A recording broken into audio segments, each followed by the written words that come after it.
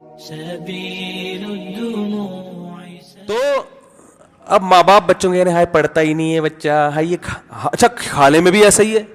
ہماری والدہ جو کھانا پکاتی تھی ہمیں کہتی تھی آپ کھا لیں, ہمارے نخرے نہیں تھے کہ یہ نہیں کھائیں گے تو وہ نہیں کھائیں گے. والدہ کہتی تھی کھائے گا جو پکائے, بولو بھائی کھائے گا.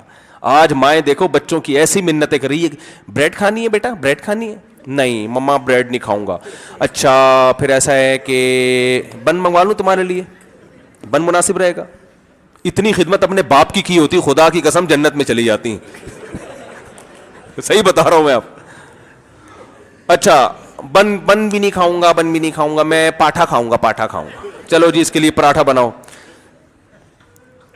اب یہ پراٹھے کے ساتھ کیا کھانا ہے, جیم لگا دوں؟ نہیں جیم کیوں لگایا, یہ پراٹھا کینسل ہو گیا, جیم کیوں لگایا. ایسا ہی ہو رہا ہوتا ہے, یہ والا نہیں کھاؤں گا, دوسرا مما دوسرا بناؤ.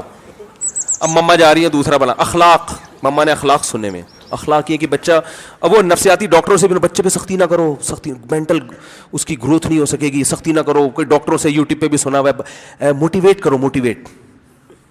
موٹی تم اپنا تو ویٹ کرو پہلے. حقیقت ٹینشن سے تمہارا وزن بڑھ رہا ہے, ٹینشن سے ویٹ بھی بڑھتا ہے نا, تو تم اپنا پہلے ویٹ کرو پھر اس کو موٹیویٹ کرنا.